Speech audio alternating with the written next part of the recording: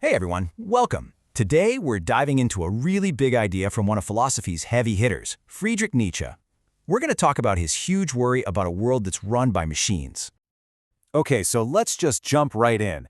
I want you to imagine for a second that everything around us, the planet spinning, the trees growing, even our own bodies, is all just one gigantic machine.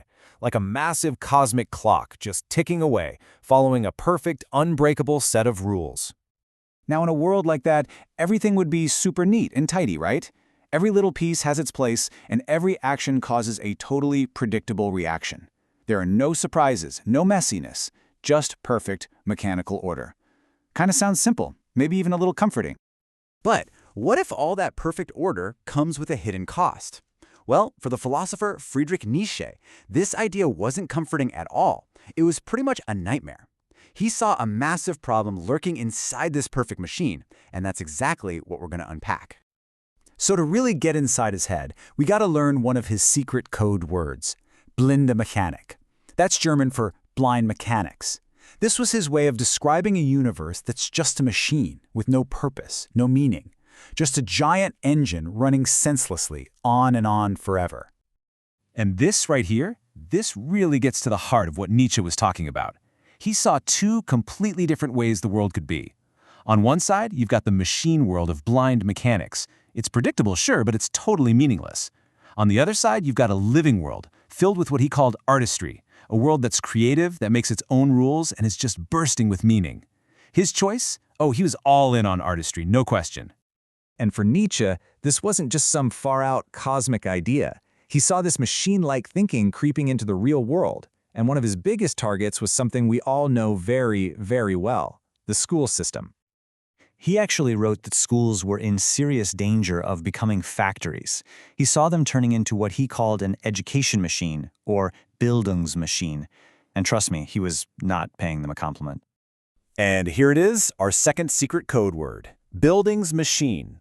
This was Nietzsche's term for a school that basically operates like an assembly line.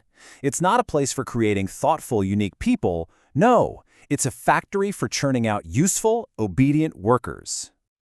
The process he saw was depressingly simple and mechanical. Step 1, take in students. Step 2, fill them up with standardized facts. Step 3, spit out workers ready for a specific job. But were they ready to think for themselves, to be creative? For Nietzsche, the answer was a huge, resounding no. He was really worried this education machine would create a future full of what he called machinists and bridge builders, people who could only do coursework. In other words, people who are great at following instructions, but who are missing that creative spark, that courage to build something completely new. Okay, so if the universe isn't just blind mechanics and school shouldn't be an education machine, then what's the alternative? What did Nietzsche actually want for us instead? Well, for Nietzsche, the opposite of a machine isn't chaos, it's art. He thought we should live our lives like artists. Instead of just following some pre-written program, we should embrace our creativity, we should invent our own values, and see challenges not as mistakes, but as opportunities to become stronger. He wanted us to be the authors of our own stories. And all of this leads to one of his most famous and maybe most misunderstood ideas. When Nietzsche says the human being is something that must be overcome, he doesn't mean we should be defeated. He means we aren't finished products that have been spat out by some machine. No way. We're a project. We're a work in progress, always able to become something more. And that leaves us with the big question Nietzsche is really asking every single one of us. Are you going to be a predictable little cog, just following the rules of the great machine, or are you going to become the artist of your own life? According to Nietzsche, that choice, well, that's the most important one you'll ever make. Thanks for exploring this with me today.